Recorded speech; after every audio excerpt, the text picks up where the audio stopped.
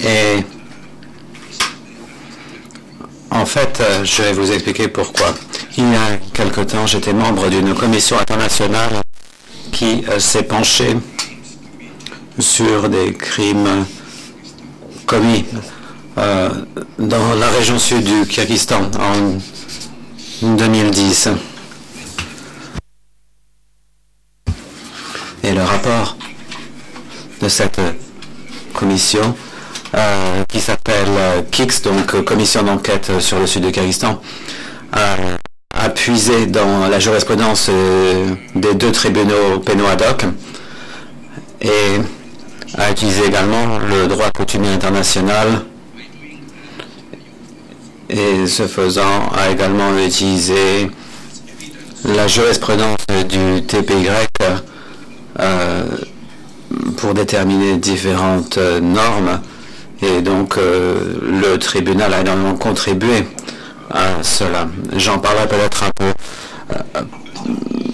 plus en détail à l'issue de mon exposé. Tout d'abord, comme je disais, le TPY a permis de préciser certaines différences et certains chevauchements entre les trois catégories de crimes que nous abordons dans le cadre de notre table ronde ici. On sait très bien que vous avez le même acte, actus reus, qui, en fonction du mens rea ou en fonction du contexte, on peut déterminer s'il s'agit de crimes de guerre, crimes contre l'humanité ou actes de génocide. Par exemple, pour les crimes de guerre, les éléments constitutifs doivent avoir le critère de répandu ou de systématique. Il s'agit donc de circonstances aggravantes. Et ces actes ou ces exactions ne sont pas des excès d'un individu, mais des crimes systémiques qui se produisent sur une période assez longue et sous également l'égide d'une autorité. Pour ce qui est de crimes contre l'humanité, il y a la systématicité qui sont donc des éléments qualifiants importants dans l'affaire Tadic. Ces concepts ont été définis en disant que le caractère donc de crime répandu fait référence au nombre de victimes, alors que la systématicité parle donc d'un plan méthodique qui doit être clair. Dans le cas du génocide, il faut qu'il y ait une intention directe de commission de crime de génocide, c'est-à-dire de détruire tout ou en partie un groupe donné, alors que dans le cas des crimes contre l'humanité, il faut que la connaissance existe que le comportement rentre dans le cadre d'actes de violence répandus. Et pour revenir à la jurisprudence du TPIR, l'auteur doit savoir qu'il commet des crimes contre l'humanité dans la mesure où il doit comprendre le contexte global dans lequel cet acte est commis et qu'il a une connaissance réelle au constructif du contexte plus vaste, c'est-à-dire que l'accusé doit savoir que son acte ou son exaction fait partie ou rentre dans le cadre d'une attaque systématique contre les civils ou rentre dans le cadre d'un plan ou d'une politique donnée. Une des formes d'actus reus pour les crimes contre l'humanité qui est très proche de l'acte de génocide est un crime de persécution. Nino Cassese a dit que la distinction entre le crime de génocide et le crime de persécution pour ce qui est du mens rea, c'est que l'auteur d'un génocide doit avoir l'intention de détruire la totalité ou une partie d'un groupe donné, alors que pour l'auteur d'un crime contre l'humanité, l'intention n'est pas là. L'accusation, la persécution peut avoir lieu en fonction d'autres comportements. Les statuts de Rome stipulent qu'une attaque contre une population civile est la source d'un comportement de commission multiple d'actes énuméraux. Cependant, un acte unique peut également constituer un crime contre l'humanité si cela fait partie d'une attaque plus vaste. La nature répandue d'une attaque est basée sur l'échelle, sur le nombre de personnes ciblées ou l'effet cumulatif d'une série d'actes acte inhumain ou les conséquences spécifiques d'un acte unique mais de grande envergure. La nature systématique est impliquée compte tenu du caractère organisé de l'acte commis et de l'interopérabilité de cet acte. Vous avez également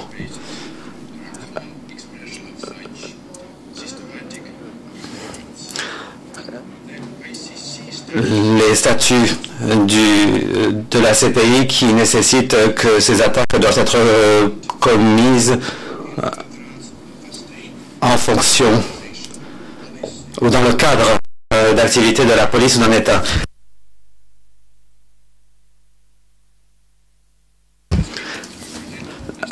Ces exigences sont interprétées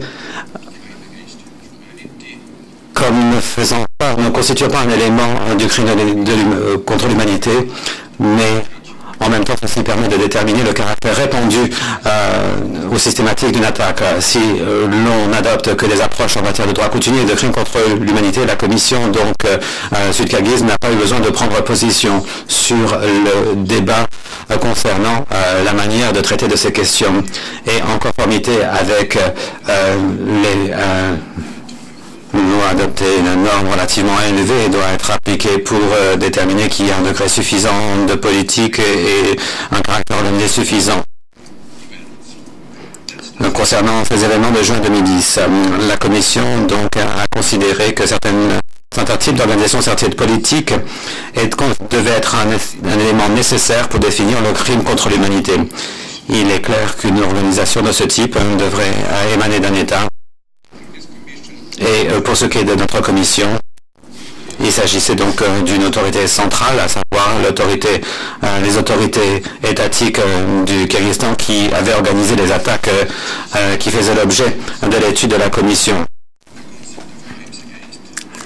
Le devenir des civils est donc central pour les crimes contre l'humanité, et c'est là que le caractère systématique ou répandu doit être pris en compte.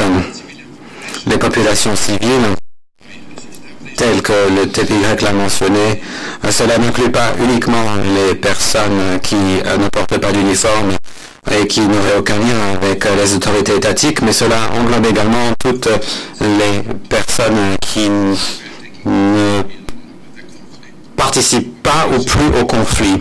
Une population peut être considérée comme une population civile, même si cela inclut des non-civils, à condition que les civils constituent la majorité de ce groupe. Par conséquent, l'expression population civile doit être interprétée de manière aussi vaste que possible. Dans tous les actes qui sont recensés pour les crimes contre l'humanité, la commission kirghize a considéré que des crimes avaient été commis contre un complexe dans le sud de Kyrgyzstan, c'est-à-dire meurtre, viol, autres violences sexuelles, autres types de violences physiques qui avaient été commis par des groupes non identifiés contre des groupes définis d'un point de vue ethnique. Les exactions qui sont citées sont des actions qui sont répréhensibles en vertu du droit national. Les poursuites nécessitent une définition plus poussée. La persécution est un crime qui englobe différents actes, comme par exemple des actes qui empêcheraient un individu de jouir de droits fondamentaux. Cette persécution peut être liée à une discrimination ou à une violation d'un droit fondamental qui est protégé par le droit coutumier international ou par des traités. Et en même temps, il doit y avoir un degré de gravité tel que ceci est recensé dans la définition des crimes contre l'humanité. Et la commission kirghize a donc considéré que beaucoup d'actes commis, y compris par exemple des biens immobiliers kirghizes qui étaient incendiés volontairement. Lorsqu'on a essayé d'évaluer si l'attaque attaques contre la population ouzbek à Sinti Roche étaient répandues ou avaient un caractère systématique, la Commission a suivi la méthodologie qui avait été utilisée par le TPY au niveau de ces chambres d'appel, c'est-à-dire que la population qui avait fait l'objet de l'attaque était donc étudiée et on avait également étudié les moyens qui avaient été utilisés, les résultats ou les conséquences des dégâts causés à cette population. Et ceci nous a permis de déterminer qu'il s'agissait d'actes répandus et systématiques. La Commission a également étudié les conséquences de l'attaque contre la population qui avait été prise à partie, le nombre de victimes, la nature de l'attaque, la participation potentielle ou possible de responsables de l'État et des modèles également de commission de crimes qui revenaient. Ceci donc constituait les critères qui devaient être remplis pour déterminer qu'il s'agissait d'une attaque de grande envergure et systématique.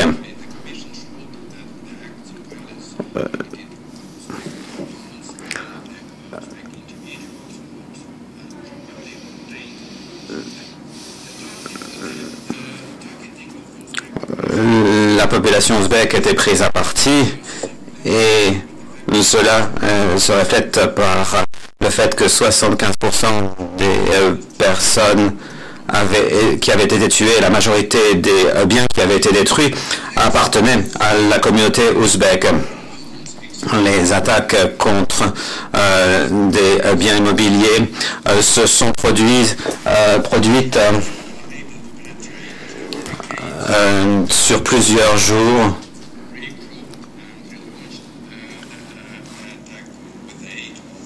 Et ces attaques se sont faites en plusieurs étapes en utilisant à terme des véhicules blindés.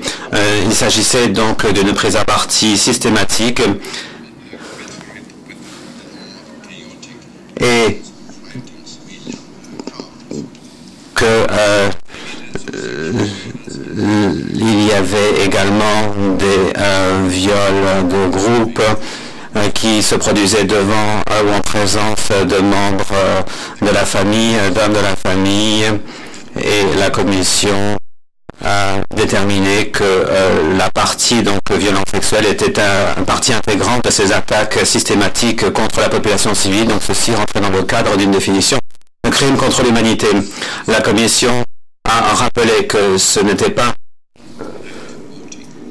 le TPY qui avait déterminé que si les civils ont été victimes d'attaques, il fallait déterminer ceci au-delà de tout doute raisonnable. En arrivant à cette conclusion, la Commission n'a pas uniquement utilisé le droit coutumier international, tel qu'il figure également dans le statut de Rome, mais a utilisé également la jurisprudence du TPY et dans une moindre mesure également celle du TPIR. La Commission était convaincue que les trois éléments physiques de crime contre l'humanité étaient présents. Vous aviez des actes tels que les meurtres, des blessures graves qui avaient été dont avaient été victimes des populations civiles. Et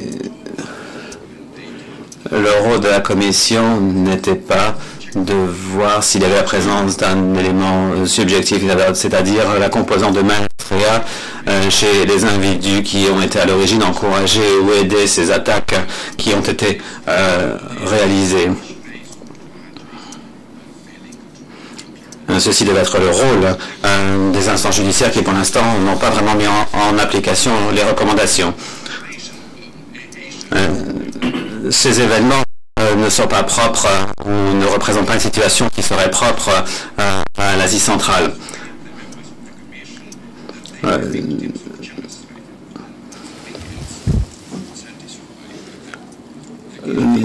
Les autorités kirghizes étaient furieuses que nous ayons trouvé des éléments constitutifs d'un crime contre l'humanité, alors que les victimes ou les familles des victimes voulaient absolument que nous caractérisions ce qui s'était passé comme un crime de génocide.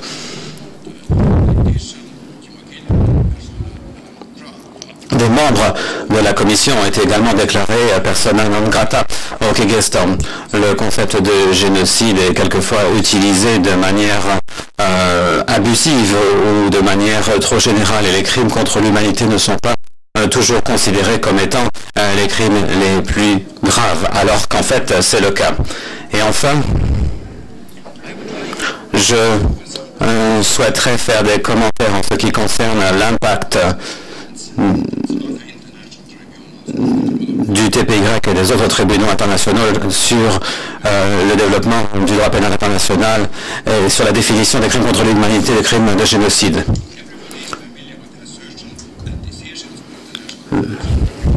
Les décisions des tribunaux internationaux font force contraignante pour les parties en présence et ne peuvent pas être utilisées comme un précédent à l'échelle internationale. Mais quasiment tout le monde est d'accord pour dire qu'en pratique,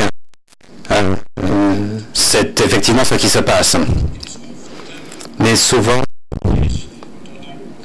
les instances judiciaires se penchent sur différents comportements, différents actes, afin de déterminer quelle est la norme et s'il y a un droit coutumier, quel est son contenu. Hier, Georges Abissal a dit qu'il joue un peu le rôle d'accoucheur. En fait, vous avez une trinité dans tout cela. Si vous avez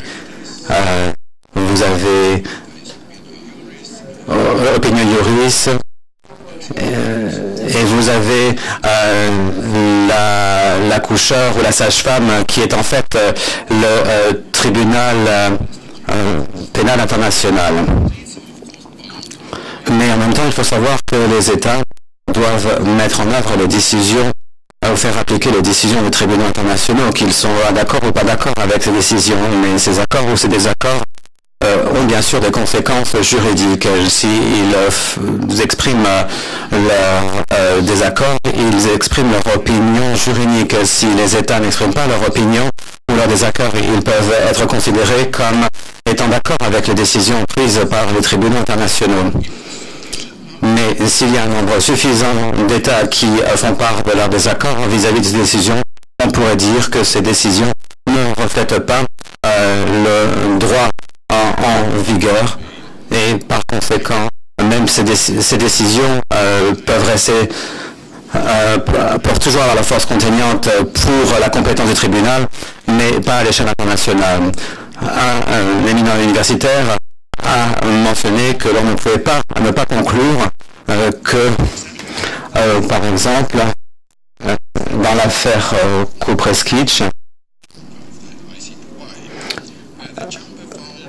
les juges en première instance ont déterminé qu'il y avait des éléments que l'on puisait dans le droit pénal international coutumier, mais également dans les instruments normatifs. Je ne vais pas prendre position sur cette question, mais quoi qu'il en soit, le professeur Dinstein que j'ai mentionné ne doit pas décider, ni moi-même. Même si cette position est considérée comme inappropriée par différents universitaires, c'est les États qui ont le dernier mot. Ce qui est important, c'est de savoir s'ils sont d'accord avec les jugements des tribunaux pénaux internationaux qui iraient à leur rencontre. C'est donc l'accord ou le désaccord qui est important dans le domaine du droit humanitaire international qui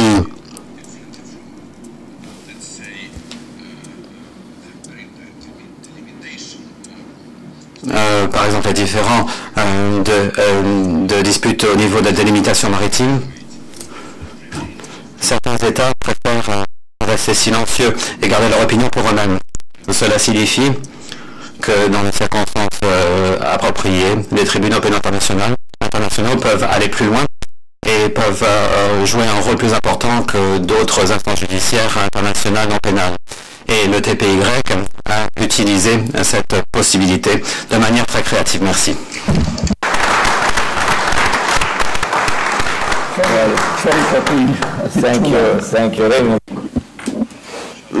Merci vraiment.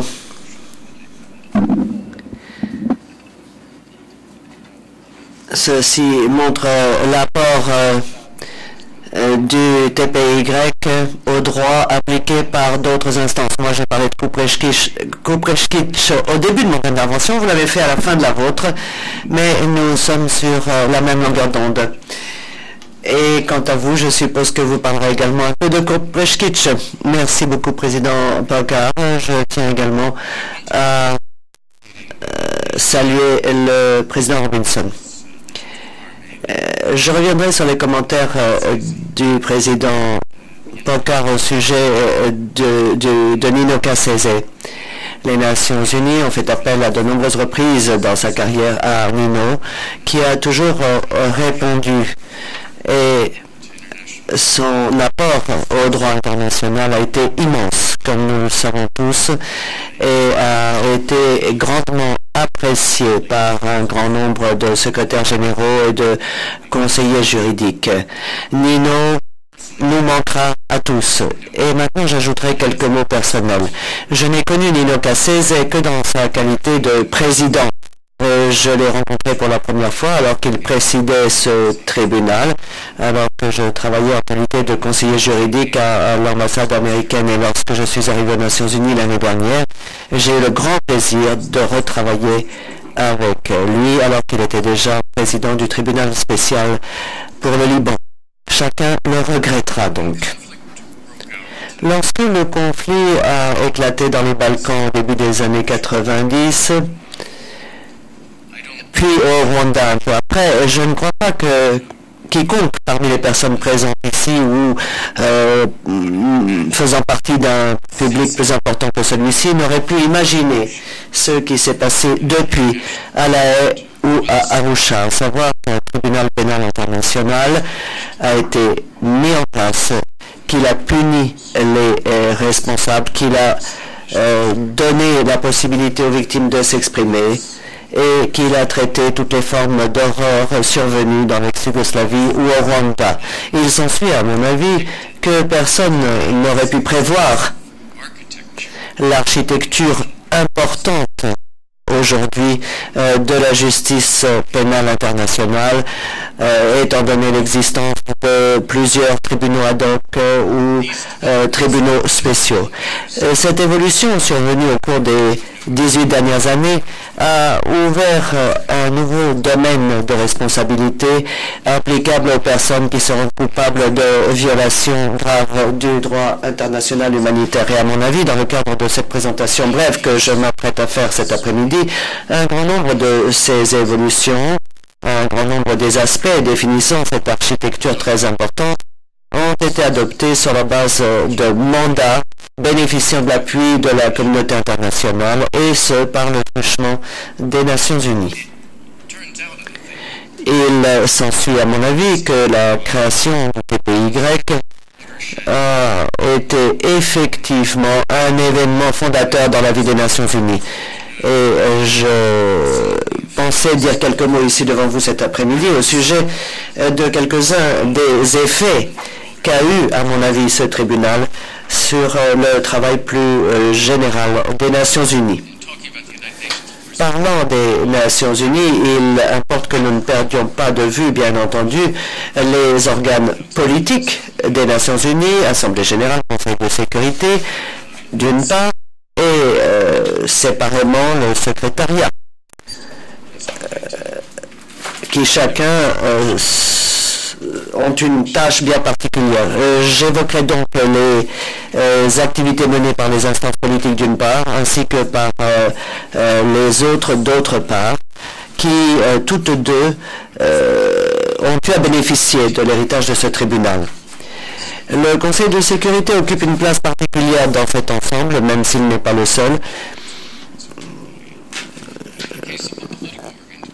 Mais eu égard aux instances politiques, l'effet le plus important du travail accompli par le TPY sur les Nations Unies peut être vu dans l'évolution qui a eu lieu plus tard au sein des tribunaux pénaux internationaux. Les juristes faisant partie du bureau dans lequel je travaille aujourd'hui ont eu un rôle très important dans la rédaction du statut du TPY, et ils ne disposaient comme fondement pour ce faire que de très peu d'instruments. Depuis le tribunal de Tokyo, en effet, la justice internationale n'a bénéficié que d'un nombre d'avancées très réduit. Dans la pratique, il n'y avait pas grand-chose qui avait progressé. Le bureau des affaires juridiques a, je crois, accompli un très bon travail au TPY eu égard à la rédaction de son statut, car dans ce statut, les normes de référence, autrement dit, les éléments qui ont ensuite permis l'adoption des instruments fondamentaux des autres tribunaux pénaux internationaux. Nous l'avons vu avec l'adoption du statut du tribunal du Rwanda. Nous l'avons vu aussi avec d'autres statuts de tribunaux internationaux. En tout cas, nous avons assisté à un élargissement des aspects juridictionnels, des critères pris en compte pour qualifier les crimes avec des effets très particuliers au TPIR. Et bien entendu, cette évolution n'a cessé d'exister au fil de la construction de nouveaux tribunaux internationaux. Nous le voyons, je crois, dans une certaine mesure ici aujourd'hui, et nous le voyons ici aussi dans la prise en compte par ces instances ad hoc de certaines réalités factuelles. À ce titre, je rappellerai la compétence du tribunal spécial de la Sierra Leone, avec pour la première fois intervention de conscrits dans les débats. Nous le constatons à de nombreuses reprises dans l'évolution d'un point de vue juridique du libellé de ces statuts. Et le Conseil de sécurité, instance politique principale des Nations Unies, a joué un rôle important en la matière. Donc, par le biais de ces instances politiques des Nations Unies, nous voyons indirectement une forme de reconnaissance de ces nouveaux instruments. La tendance à l'existence d'un nouveau corpus de droit pénal international a conduit bien sûr à ce que nous voyons aujourd'hui au sein de la CPI, qui a grandement bénéficié du travail du TPY, notamment dans la définition de sa compétence. La CPI, bien sûr, n'est pas une entité des Nations Unies, contrairement à d'autres tribunaux pénaux internationaux, mais entre les Nations Unies et la CPI, il existe bien entendu des liens très forts. Je pense qu'il est permis de dire que la création du TPY a permis la promotion de ce que l'on peut considérer comme une responsabilité pénale globale actuellement. Au moment où a commencé la rédaction du statut du TPY, il existait très peu d'experts en droit pénal international et encore moins de praticiens de ce droit pénal international. Bien sûr, le juge Cassese était l'un de ces praticiens. Et depuis la création du TPY, on a cessé de voir croître la pratique et l'étude du droit pénal international qui désormais occupe une place nouvelle au sein des consciences individuelles. Je pense que cette responsabilité, cette notion de responsabilité est arrivée jusqu'aux Nations Unies et a eu une incidence importante sur les Nations Unies. S'agissant de l'Assemblée générale, je souhaitais brièvement faire mention de l'évolution de la responsabilité vis-à-vis de la protection de la doctrine. Ceci peut être considéré également d'une certaine façon comme un résultat direct de cette nouvelle culture de la responsabilité dont je viens de parler. Pour les Nations Unies, la responsabilité de protéger le droit à l'expression a été largement discuté au sommet de 2005. Un certain nombre de représentants d'États et de gouvernements étaient présents et ils ont tous déclaré que chaque État a individuellement la responsabilité de protéger sa population par rapport au génocide, aux crimes de guerre, au nettoyage ethnique et aux crimes contre l'humanité. 4 catégories de crimes donc. Et que la communauté internationale par le truchement des Nations Unies, a également la responsabilité de protéger les populations contre ces 4 mêmes catégories de crimes. Il m'apparaît donc tout à fait clair que la jurisprudence du TPY a joué un rôle crucial dans la détermination des crimes qui entre désormais dans la conception qu'a l'Assemblée générale des Nations unies de la responsabilité pénale. S'agissant de cette responsabilité pénale, j'indiquerai que les Nations unies travaillent sur la base de 4 notions centrales. D'abord, l'obligation des États, la responsabilité qui incombe aux États de protéger leur propre population. Deuxièmement, le fait qu'il doit y avoir assistance internationale et regroupement des capacités pour protéger ces populations. Troisièmement, qu'il doit y avoir réponse opportune dans le temps dès lors que les États s'avèrent incapables de protéger leur propre population de la part de la communauté internationale. Je ne crois pas que nous soyons ici en un lieu où nous pouvons débattre de cette responsabilité de protéger les populations de façon très approfondie. Cela mériterait une table ronde en soi. Mais le contexte est intéressant car il démontre qu'il y a reconnaissance de la part de la communauté internationale de la souveraineté de la communauté internationale sur les États et du fait que la communauté internationale a la responsabilité de protéger les populations contre ces 4 catégories de crimes que j'ai évoquées tout à l'heure. Et encore une fois, le rôle clé joué par le TPY dans la définition de ces crimes et dans le développement du débat au sujet de ces crimes démontre qu'il y a nécessité pour la communauté internationale de développer une conception particulière des actes à engager pour lutter contre ces crimes.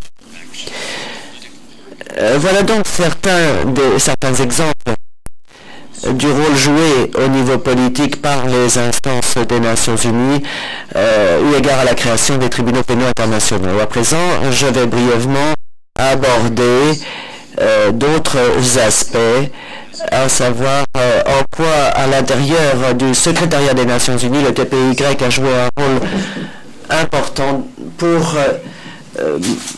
faire évoluer la façon dont le secrétariat des Nations Unies travaille, et ce dans le cadre de l'héritage du TPY, bien entendu.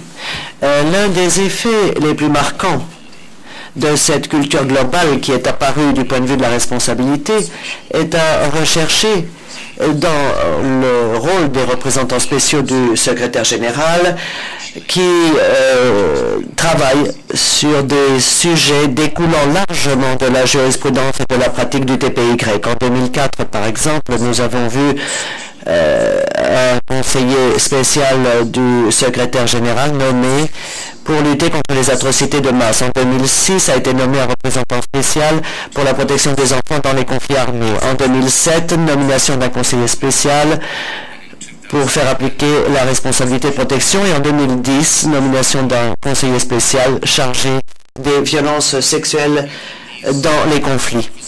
Le fait que ces conseillers spéciaux soient désormais des responsables à part entière au sein du secrétariat des Nations Unies a permis au secrétaire général de s'engager plus activement dans la lutte contre les crimes contre l'humanité et les crimes de guerre. L'efficacité de la nomination d'un certain nombre de personnes chargées d'agir dans ces domaines a été facilitée par l'existence des tribunaux pénaux internationaux et en particulier par la jurisprudence du TPY et du TPIR. Par exemple, le fait de coupler le crime contre l'humanité, de découpler le crime contre l'humanité de la présence d'une guerre est une avancée importante. Et c'est sur la base de ces évolutions que les Nations Unies et la communauté internationale dans leur ensemble disposent désormais d'un pouvoir plus important que par le passé et d'une plus grande capacité à prévenir ce type de crime grâce à la mise en place de systèmes d'alerte précoce et la possibilité donc de lancer des poursuites judiciaires à un stade très précoce contre la commission de tels crimes. La culture de responsabilité dont je parle depuis le début de mon intervention, qui découle de l'existence des TPY, a également eu un effet très concret sur les activités de maintien de la paix menées par les Nations Unies. En ce moment, aux Nations Unies, plus de 80 000 hommes sont répartis dans des missions de maintien de la paix dans 16 pays différents sur la planète. Et ce, dans le cadre de l'application d'un mandat multiforme qui inclut y compris la possibilité de recourir à la force en vertu du chapitre 7 de la Charte des Nations Unies, qui n'existait pas au début des opérations de maintien de la paix de celle-ci. L'évolution très importante au sein du Conseil de sécurité est à rechercher dans le fait que ces missions sont de plus en plus souvent mandatées pour protéger les civils contre l'imminence de violence ou la réalité de violence. Nous venons d'entendre parler de la protection des civils en rapport avec le crime contre l'humanité. Il s'agit bien sûr de concepts parallèles. L'un de ces aspects ayant un rôle plus actif pour empêcher l'apparition du second. Ces mandats des Nations Unies sont très difficiles à réaliser. Ils sont parfois trop restreints dans leur champ d'application et sont parfois limités géographiquement à des lieux où les responsables du maintien de la paix sont situés. Mais bien sûr, leur rôle crucial consiste désormais à assurer la protection des personnes dans le cas de conflits armés. Un autre domaine dans lequel les Nations Unies ont eu à évoluer sous l'effet de cette culture de la responsabilité, c'est la politique mise en place pour que les Nations Unies ne soient jamais perçues comme étant liées ou impliquées dans la commission des crimes dont nous venons de parler. La genèse de cette politique de diligence remonte à 2009, au moment où certains membres de l'armée congolaise, les FRDC, avaient reçu un appui logistique par le Conseil de sécurité. Et certains de ces membres de FRDC se livraient à des actes de pillage et de viol et de violence contre les populations. Ce qui a bien sûr créé une situation difficile pour les Nations Unies. Comment respecter le mandat du Conseil de sécurité vis-à-vis des FRDC sans intervenir par rapport aux soldats congolais. Ceci a conduit au fait que le Conseil de sécurité a décidé de faire en sorte que les Nations Unies ne puissent plus jamais être perçues comme ayant un rôle de participant dans de tels actes. Et une opération de soutien a été organisée avec le FRDC uniquement dans les cas où il était permis de penser, et ce de façon matérielle, que le droit international humanitaire, le droit international des droits de l'homme ou le droit relatif aux réfugiés ne seraient pas enfreints dans le cadre d'une telle opération. Cette évolution politique du secrétariat a ensuite été entérinée par le Conseil de sécurité qui, en 2009, a demandé à ce qu'il y ait intervention active auprès du commandement des FRDC dans tous les cas où les FRDC recevaient un appui des forces des Nations Unies et auraient été suspectés d'infractions graves à ces diverses formes de droit. Auquel cas, les Nations Unies devaient retirer leur appui au FRDC. Cette politique a été mise en place uniquement par rapport aux forces congolaises au départ, mais s'applique après quelques éclaircissements complémentaires sur toute la planète, c'est-à-dire dans tous les endroits où les Nations Unies apportent un appui logistique à des forces qui ne sont pas des forces des Nations Unies. Donc ceci rentre bien dans le débat auquel nous participons en ce moment et montre quel a pu être l'effet important de cette culture de la responsabilité générée par le TPY. Parlons maintenant de l'amnistie, si vous voulez bien. La jurisprudence du TPY ainsi que la culture mondiale de la responsabilité ont également une incidence sur la position des Nations Unies par rapport au maintien de la paix, et en particulier par rapport à l'aide apportée aux Nations Unies à certaines négociations. En 2005, l'Assemblée générale a adopté le document intitulé Principes de base et orientation dans le cadre des remèdes à apporter aux populations victimes de violations du droit international humanitaire. En 2006, le Conseil de sécurité s'est également penché sur la question dans le cadre de sa résolution 1604. Ces politiques rendent compte de l'accord des pays membres avec la position des instances des droits de l'homme des Nations Unies exprimé par le secrétaire général dans son rapport de 2004 sur l'état de droit et le règlement des conflits et la situation après règlement des conflits. Les Nations Unies ont déclaré que les instruments de paix ne devaient jamais constituer une amnistie pour des violations graves de certaines catégories de crimes et en particulier des crimes relatifs aux droits de l'homme. Donc, dès lors que l'on parle d'amnistie dans les États ayant vécu une guerre, il importe de constater que les Nations Unies, en présence de crimes atroces, n'envisagent pas une amnistie à long terme. Les affaires politiques des Nations Unies ont indiqué à tous leurs responsables, y compris au personnel sur le terrain, qu'il leur était interdit d'appuyer à quelque moment que ce soit des amnisties susceptibles d'empêcher de poursuivre en justice les auteurs de crimes multiples et en particulier de crimes liés au genre. Dans l'article 8 de la Déclaration universelle des droits de l'homme, cette idée est également présente. Donc nous voyons que ces évolutions juridiques trouvent leur origine dans un jugement du TPY prononcé en 2008. Dans ce cas, la Chambre de première instance a jugé que la torture ne serait pas considérée selon les qualifications en usage au niveau national. Le Comité des droits de l'homme des Nations Unies en 2004 a déclaré qu'une amnistie en cas de torture avait en général pour but de permettre l'instruction de tels actes afin que les responsables de cette instruction puissent agir librement et que des actes similaires ne se reproduisent pas à l'avenir. La Cour spéciale pour la Sierra Leone a décidé de façon très précise qu'il n'y aurait pas amnistie des poursuites dans le cadre de tels crimes. Et le statut de cette Cour spéciale a tiré profit de la jurisprudence du TPY en déclarant que les États ne pouvaient pas balayer ces crimes et les jeter dans l'oubli et que ceci devait se faire par le truchement de poursuites judiciaires échappant à toute possibilité d'amnistie.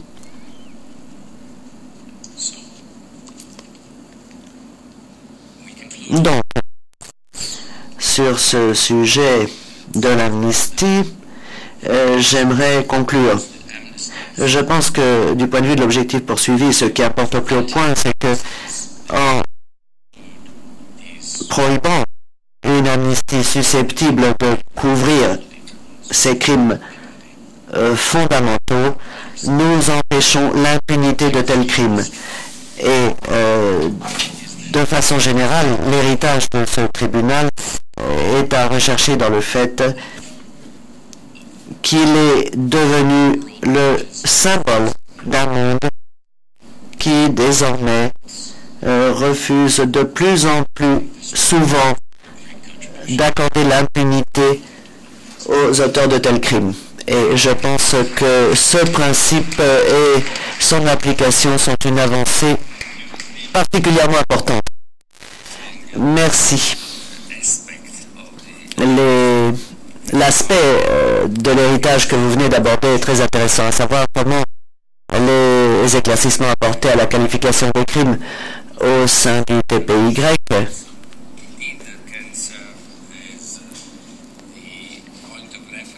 a pu servir de point de référence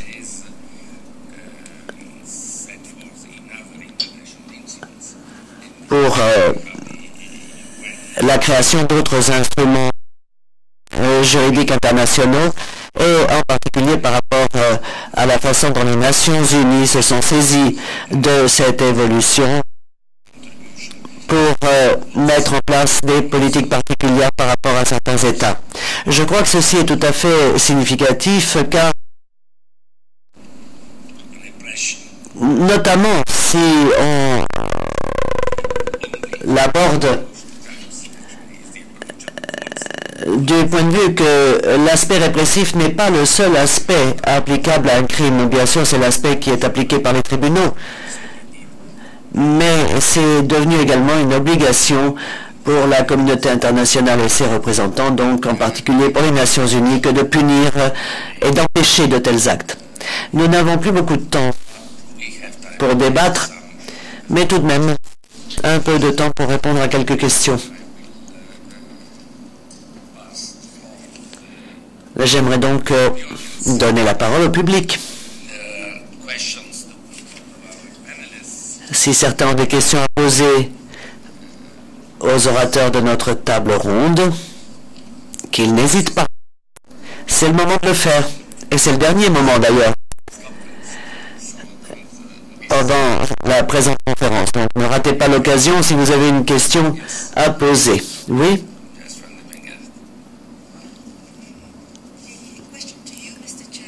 Une question que je vous adresserai à vous, Monsieur le Président. Je ne suis pas sûr d'avoir compris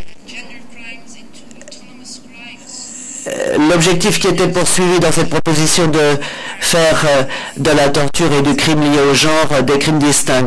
Car vous connaissez le chapeau qui recouvre le génocide, le crime contre l'humanité et d'autres crimes. Est-ce que cela signifie que ce chapeau disparaîtrait? Et qu'en est-il des autres crimes jugés au niveau national? Ma deuxième question, je la pose à Paola. J'aimerais savoir ce que vous pensez de la distinction entre la torture comme crime contre l'humanité et crime contre le crime de guerre dans le statut du CPI. Est-ce que cette distinction a un sens à vos yeux?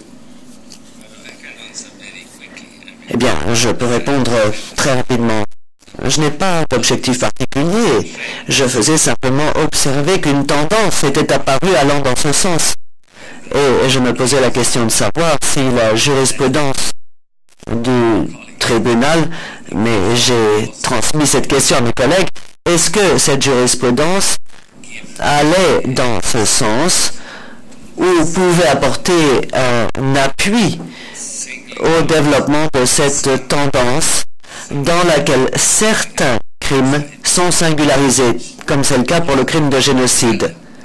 Crime de génocide qui auparavant était dans le chapeau des crimes contre l'humanité.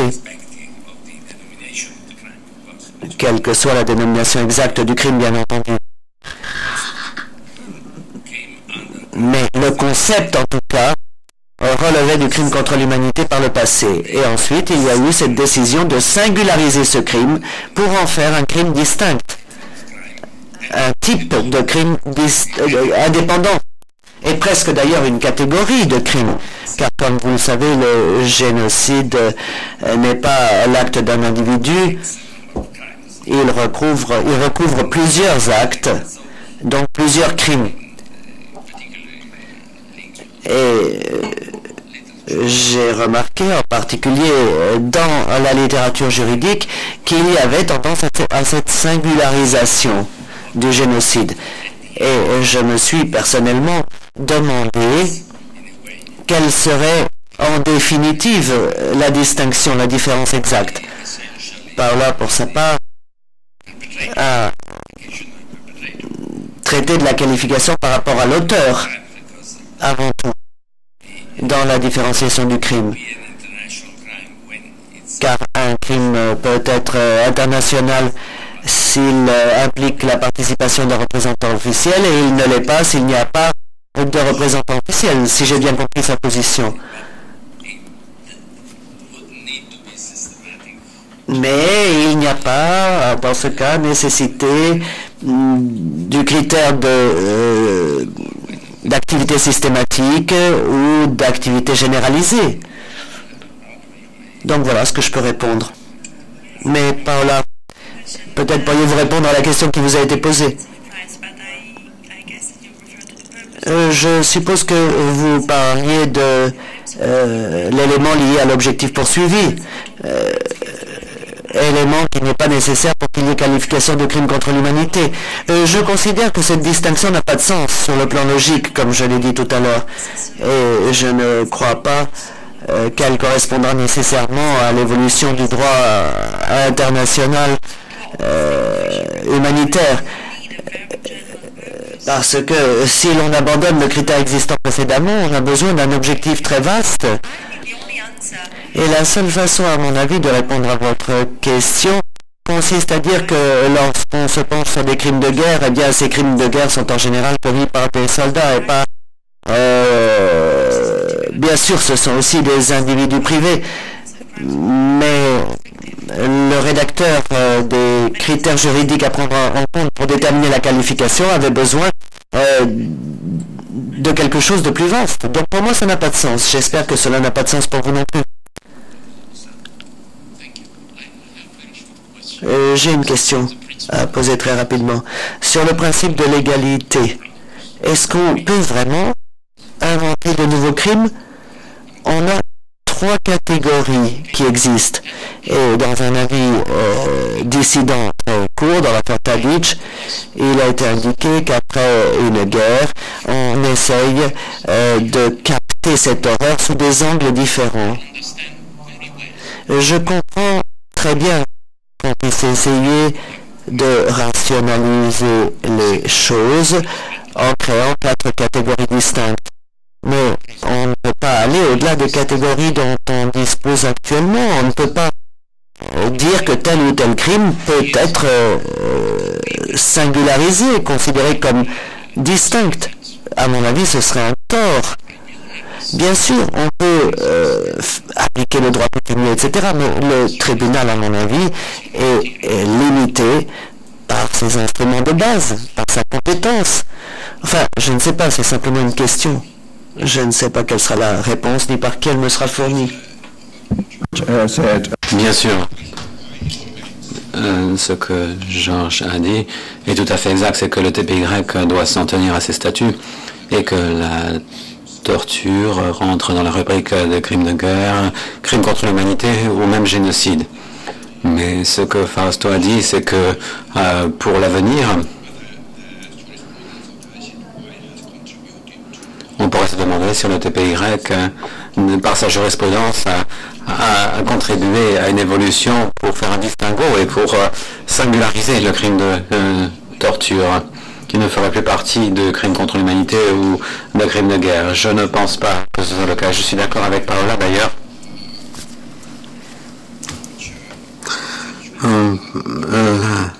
L'interdiction de la torture est un droit de l'homme.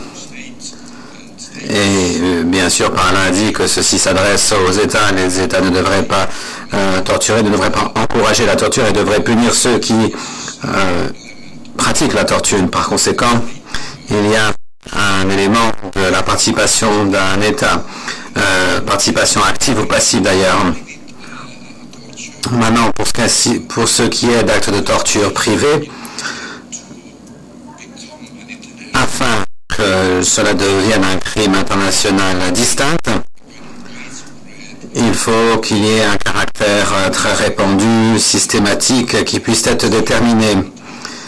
Et par conséquent, je ne vois pas pourquoi il faudrait que ce crime soit distinct des autres.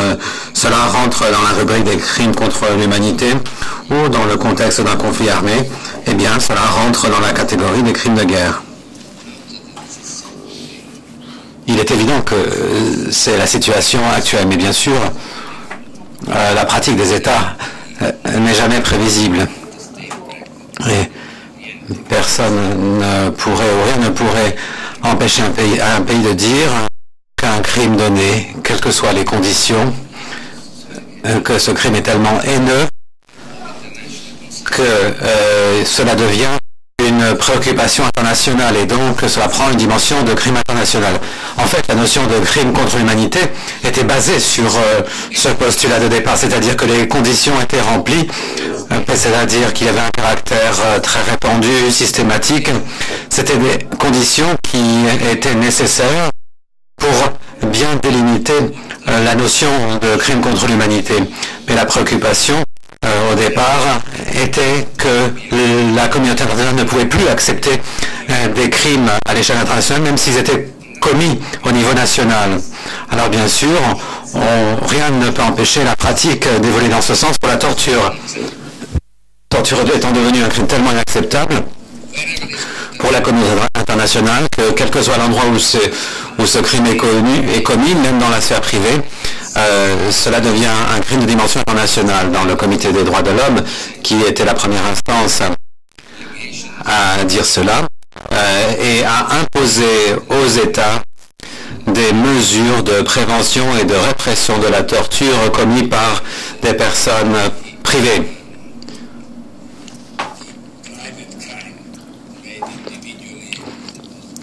Mais les crimes commis individuellement n'étaient pas mentionnés. Par exemple, on pensait que dans une école, des mauvais traitements étaient infligés, même si c'était un établissement privé, il fallait prévenir ces crimes, ou il en allait de même dans un hôpital privé. C'était les situations qui ont amené le Comité des droits de l'homme à incorporer cette phrase dans ses commentaires généraux concernant l'article 7 du pacte, qui a d'ailleurs été fait l'objet de nombreux débats, parce que ce pacte allait au-delà de ce qui figurait dans la Convention contre la torture. Et vous avez également l'affaire Kunaratz, qui a puisé dans la position du Comité des droits de l'homme. Mais ce ne serait vraiment pas étrange de voir dans une affaire donnée la torture qui serait qui prendrait une dimension internationale, quelles que soient les conditions dans lesquelles les actes de torture étaient commis. J'avais mentionné une école, un hôpital. Vous avez l'élément répandu qui est facile à déterminer. Les pratiques des différents États peuvent évoluer dans ce sens. Et donc, de cette manière, le TPY a contribué à évoluer dans cette direction. Mais c'est encore une question qui reste en suspens. On ne peut pas répondre par l'affirmative ni par la négative. Mais en définissant les différents éléments constitutifs, on pourra peut-être adopter une position différente. Par exemple, vous avez une résolution du Conseil de sécurité sur la responsabilité de protection. On pourrait développer plus avant la notion de torture, pourquoi pas? Bien sûr, c'est beaucoup plus facile de demander à l'Assemblée générale de s'en fier à la jurisprudence. Mais quand la jurisprudence, lorsqu'on essaie d'appliquer cette résolution, prévoit une certaine marge de manœuvre, dans ce cas-là, c'est à vous de répondre à cette hypothèse. Mais ça pourrait être une tendance que l'on